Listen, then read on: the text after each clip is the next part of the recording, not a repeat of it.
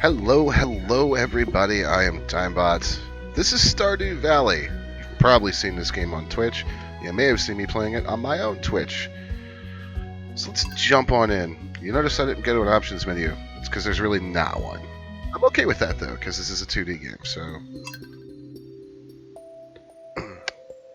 This is a Animal Crossing / Rune Factory / Harvest Moon style game. So the first thing I want to do today is look at the weather report. And now the weather forecast for tomorrow. It's going to be clear and sunny. Of course it is. It always is. And what's the fortune teller have to say?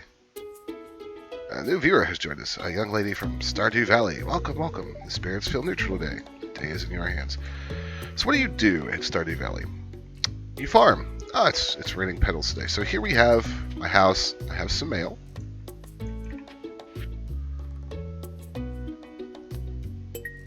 And she wants some fresh cauliflower. You'll get quests all the time. So I need to grow a cauliflower for her. There's also some smelting quests, exploring a mine, introducing myself to everybody, etc., etc. But first, because it is now 6:30 a.m., and most of the shops in town do not open until 9. You can see that by hovering over them. 9 a.m. to 4. This is the general store, 9 a.m. to 6, closed on Wednesdays. You can see this is quite a good-sized little map. There's a lot to do and a lot to see. But first off, let's take care of our farm.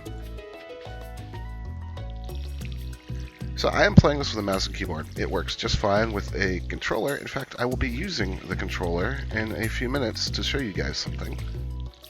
First, we need to water the doors.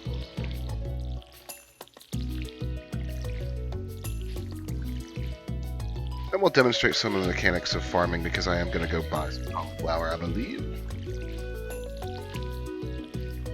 You'll notice I have only part of this area fenced in, and there's a reason for that. It's actually a complaint I have with the game.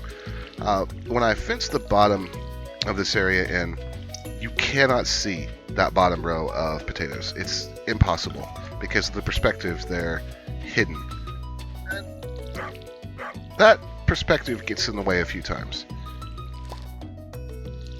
So, got a green bean. Now, these green beans will grow back. You have a variety of tools at your disposal. You have your trusty axe.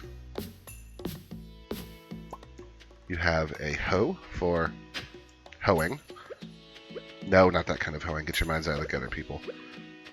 You have a scythe, and we can use it, for example, to clear... That's my pick. To clear out patches of grass. Need to get rid of these stumps, but I am to upgrade my axe. You also have your pick.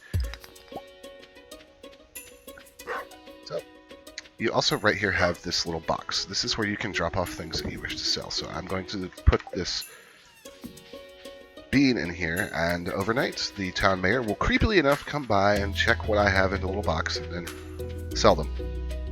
So, obviously this is a very NES, DS inspired game. It's got that really gorgeous pixel art style. I do love the art style in this game. It has some fantastic music as well. Let's see if we can get our hands on... Oh, looks like we got a little story moment here.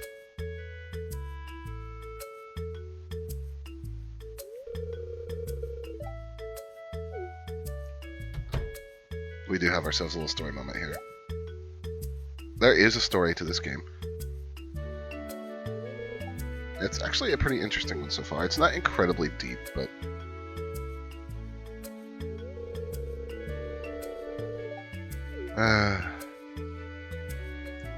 So...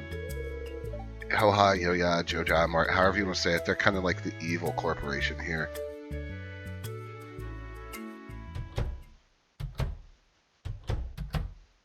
I was not expecting a little story moment. I can't remember. She's supposed to be selling at a loss. Poor Pierre.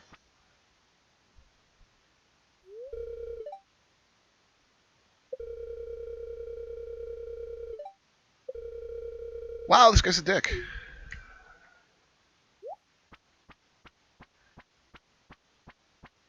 Can I burn his little mart to the ground? Alright, well, Pierre, I'll still shop here.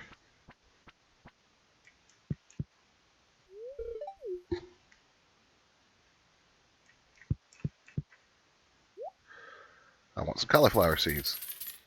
I'm going to buy 8, 9, 10 of them because that's how wide that plot is. So we're going to probably play 2 days or so here. And the game is split up into days. You can only save at the end of a day. So I'm going to kind of try to show you guys some stuff around my farm on the first day. And maybe in the mines. You will notice this energy bar over here. Now this will deplete as you farm, as you mine, as you chop wood. Basically, as you expend energy, your energy bar will decrease. But let's talk about basic farming. So I'm going to grab a couple things out of my chest here. So one thing I'm going to need is some fertilizer. Now this is made from sap. Also have a variety of recipes I can use, and I'm going to show you guys the field snack. So the field snack, I can eat it to restore some energy to myself. That will be handy in a little while. I'm going to put these away. Inventory management is very simple, very Minecraft style. Hold down shift and left click, or just left click, and it'll put a whole stack away for you. Oh, there's a bean there. Here's an issue. I can't get this whatever's there because of that scarecrow. The scarecrow will keep crows from eating my crops naturally. So you hoed out the section and fertilize it, and then we're going to plant the cauliflower. And now we simply have to water them, and it'll take a few days for them to mature.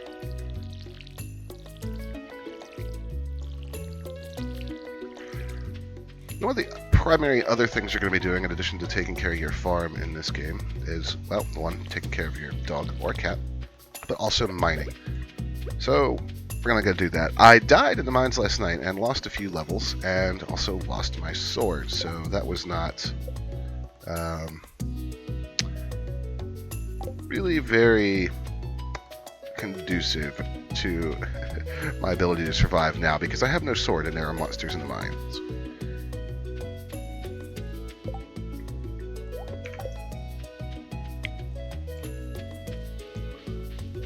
We're just going to hop on over here and hop into the mines. So, what do I think about this game's mechanics so far? Well, it plays great. It plays great on the mouse and keyboard. It plays great on the gamepad. It's got fairly deep farming mechanics. There's a lot of things to buy, grow, and craft. And here we are in the mines. There's a lot of things to see and do. There's a very strong romance element to this game too, as with many games, in the Harvest Moon style. You see my energy bar is dropping as I continue to mine. There we go. Now we can go on down. So there's some of those monsters I was talking about. Every 5 levels you'll be able to come back down with your elevator, with the elevator that's located at the top of the mine. Now I'm hunting copper specifically because I want it to complete a quest.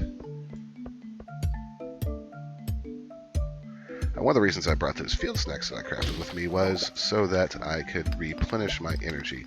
Now, if you pass out in the mine, as I alluded to earlier, you will lose gear, you will lose levels, and you will lose items that you have collected. So it behooves you to not pass out. That's probably good life advice in general, but particularly in this instance, don't pass out. So we're gonna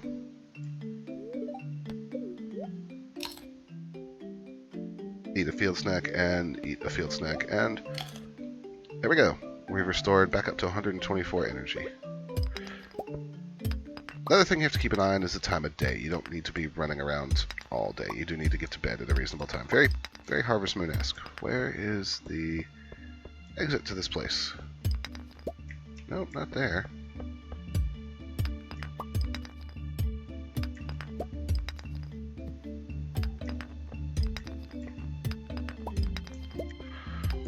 There we go. One thing I do like about using the mouse is it's much easier to just kind of click around your character in a circle. Oh, we get a small magnet ring. There is gear in this game. Slightly increases your radius for collecting items. Hell yeah, we'll put that on. I should mention characters are fully customizable, so there's actually a surprising amount of depth to that customization as well. Oh, more copper. You can also find geodes you can take to the blacksmith and have him break them open, find out what's in them, some things you want to donate to the museum, Animal Crossing style. Donating of stuff will eventually let you get special rewards. And we haven't even talked about the community center yet, so... This is level 4. I would like to get down one more level, if possible. We are getting very tired, though. I don't have any food on me. So I think what we're going to do is very cautiously explore and see if we can find the next exit. We are not going to be able to find the next exit without smashing a bunch of rocks, which will cause me more than likely to pass out. So I think what we'll do is go on and exit the mines for the day. It's about 4 p.m. anyways.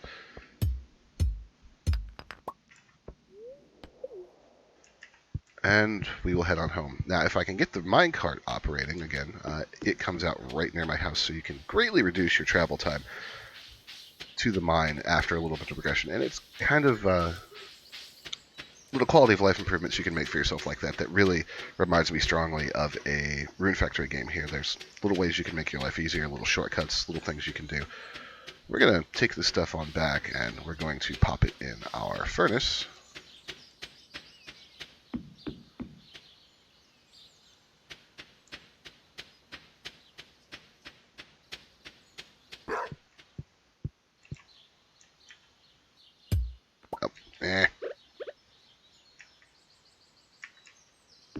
Hello, puppy.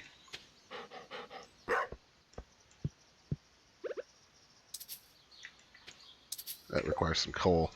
I probably don't have any coal either. Oh, I do have coal.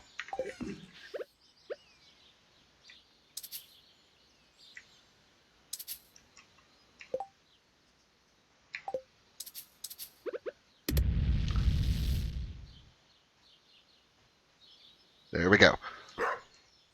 Furnace is roaring away. That is pretty much an average day of farming activity in Stardew Valley.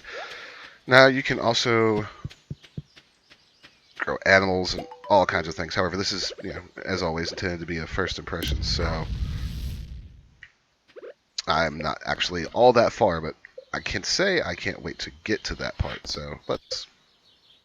We haven't quite reached level 5, but we did manage to create a bar of ore. So, let's see. Sprinkler, I would like an iron bar, so the sprinklers will allow me to automate some of the farm. You can also create wild seeds with wild horseradish, daffodil, leek, and dandelion.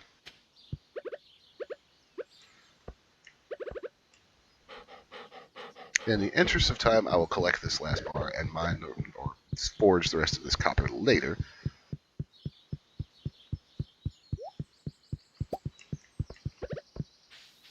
And we will go to bed, which is as simple as walking into your bed and going to sleep for the night. This is the only point where the game can save. Now, I don't mind that, but some people may find it a little bit of a problem because you can't just save and walk away from this game at any point. You notice it's the 20th of spring. Each season is split up into, I believe, 28 days. It's going to be a beautiful sunny day tomorrow. I've only seen it rain once in 20 days.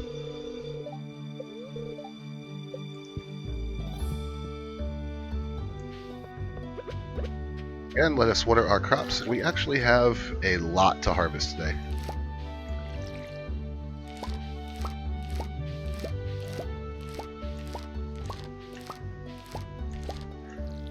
Let's continue to grab these potatoes.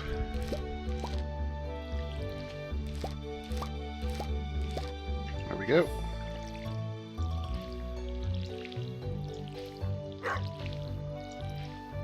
Potatoes, I'm okay with that.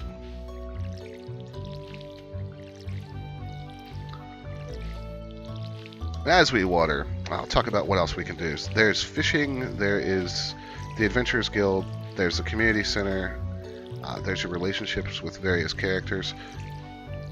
That's kind of what we're going to spend this day taking a look at in the game, talking about the social aspects of it, and ultimately talking about, is this game worth your time? Just finish up watering these last couple bean plants here, and we'll be on our way. I'm going to put these potatoes in to sell right here. We've got some higher quality ones there as well. Drop some copper off to smelt before we head out. We need some coal, of which I don't have any. I'm suddenly feeling like I'm back in Minecraft again. There's never any coal when I need it.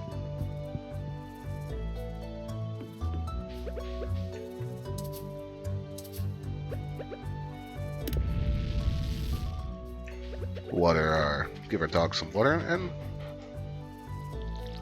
head on into town. Now, there is a large farm here that I have not cleared much off of, so keep in mind that the area you're seeing here is that you can eventually farm is a good bit larger than what I'm actually actively working right now.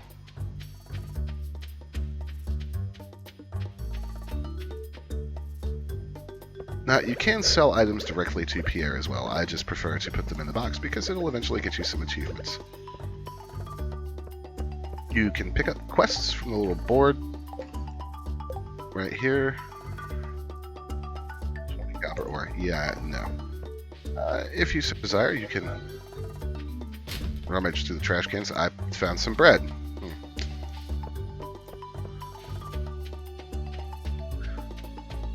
Now there's a full set of amenities available to you. There's a blacksmith, there's a carpenter who will expand your house for the right price. You can come down here to the beach and collect items. In fact, these corals over here can sell for a pretty good little amount of money.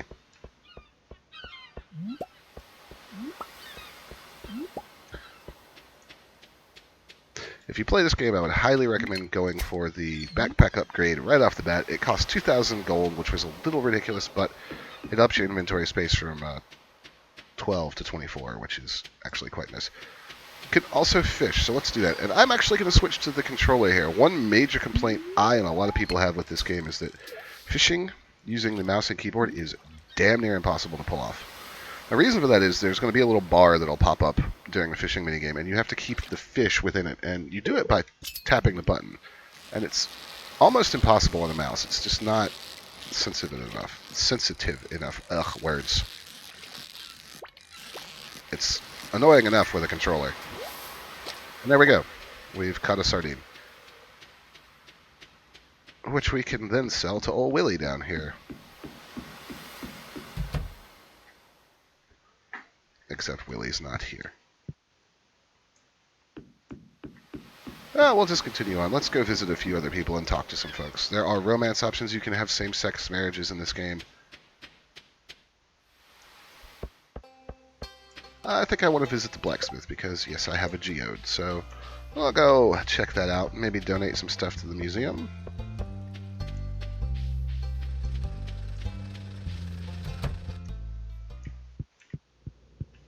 Hello. Processed geodes. So we drop them on his anvil here. And it contained 5 stone. Very let down. You can also upgrade your tools. They are quite expensive. You need 5 copper bars and 2,000 gold. So you need to have a good farming operation up and running in most cases before you can do a whole lot with this stuff. Over here is the Stardew Valley Museum. All of the exhibits were stolen by the former curator, and it's up to you to help refill them. As you can see, there's a lot of space for things to go in. These are 3 things I've collected so far: a quartz of petrified slime and an earth crystal. So, if you're a collector and a completionist, that room is either going to be something you love or something that drives you absolutely batshit insane.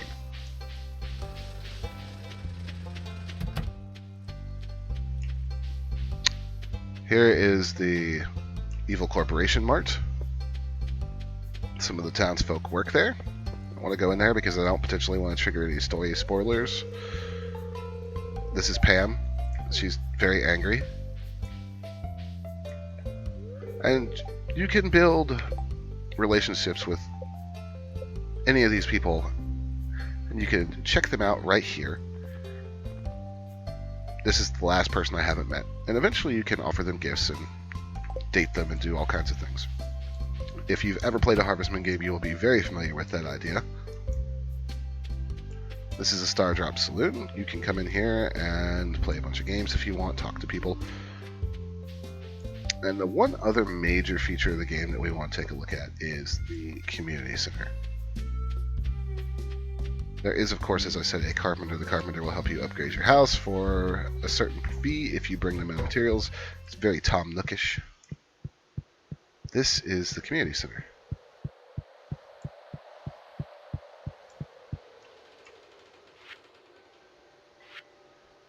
And it would like you, this is these foraging bundles. If you take these items and put them in here, you will get a reward. So in this case, it would be a bridge repair. The exotic foraging bundle, bridge repair. So the rewards are going to vary. This is just the first tier. Notice that they all change depending on the season. So for example, I can net 99 stone. So that is now done. I don't have the hardwoods available though. Fall foraging bundle, we can't make a 10-10.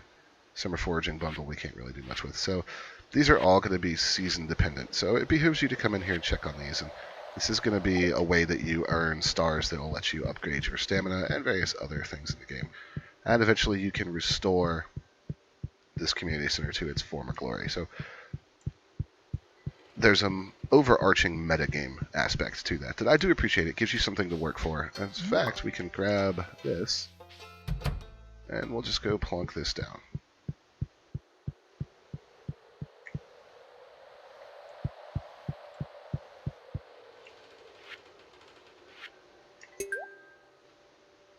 There we go. We need a dandelion, a leek, and a wild horseradish, most of which I should be able to find relatively easily.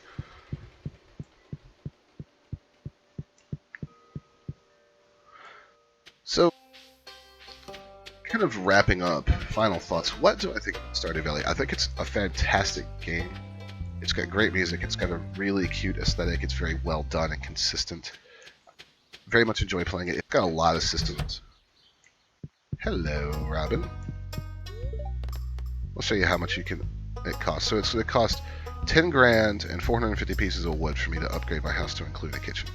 Or I could construct farm buildings. A 4-coop dwelling is 4,000 gold, 300 wood, and 100 stone. Quite expensive. As I was saying, there's a lot of systems. There's a lot to like in the game. It does what it does very well. If you like the idea of a Harvest Moon style game, but on your PC rather than on the go, which I'm kind of torn on. I do like Harvest Moon on the go, but if you like that idea, this is definitely a game for you. It's going to eat up huge amounts of your time, though, because it's a very involved game. As I said, some people are going to dislike the fact that you can't just save whenever you want to, because it does mean you have to commit to a play session with this game. You can't just come in and sit down for 10 minutes and then leave. You're going to have to stay for an entire day. But if you can get past that, I think there's a fantastic game here. There's certainly a lot of replayability because of the different marriages, the different ways you can play the game. There's a long-term overarching game with all the collectibles, so very much a lot to love here. We're just going to venture on down into the mines suicidally for the end of this video. I would like to get to level 5. We haven't done a ton of work today, so we're not too bad on energy as long as I don't go nuts.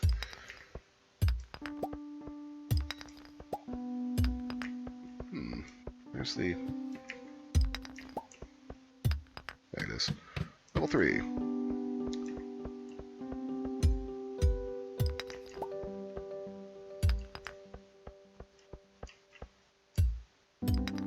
Some of these creatures won't actually bother you, which is nice. Some of them will. They're walking rock monsters and all manner of horrible things. These little guys can poison you or slow you. I haven't figured out which it is. It appears to be slow, but don't quote me on that. Fortunately, they're rather stupid and easy to lose.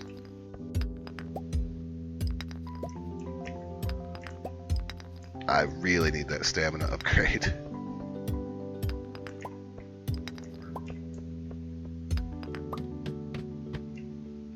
level 4. This is as deep as we've ever gotten. There is a quest to get to the next level, so I would like to wrap that up. Boom. There we go. Now the elevator's active. We can get the hell out of here. Reach level 40 in the mines. Here's the minecart. Out of order. We'll have to repair it later. Let's head on back home. Oh, there's also your little wilderness survival buddy that lives up here. He's interesting. He's Linus. I guess he's a refugee from the Peanuts cartoon. So yeah, guys, this is Stardew Valley. This is pretty much a one-man game as well. I believe it was made by Concerned Ape. Don't quote me on that. I'll fix it in the comments if I was in fact wrong. But it's well worth your time. If you like Rune Factory, if you like Harvest Moon, if you like Animal Crossing, any of the above, great game. It is a lot of fun. Definitely would recommend picking it up if it looks like it's up your alley. And we're going to smelt some more ore. Do we have anything to sell? Yes, we do. We've got a bunch of stuff to sell, actually. So we're going to go ahead and head to bed. I know it's only 6:50, puppy, but I'm tired. It's been a long day of laboring in the mines. Now we've got some more proficiencies, so... Oh, speed grow. So every so often things will happen like this, and you can learn new crafting recipes.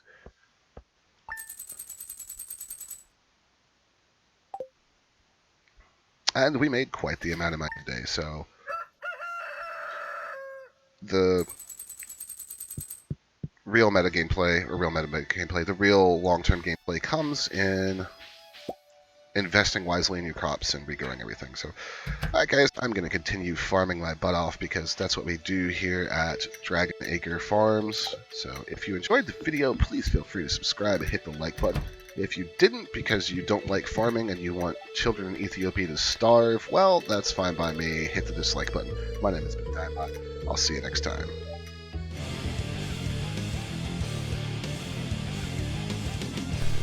Like what you saw? Click subscribe so you don't miss anything, or click on one of these other videos.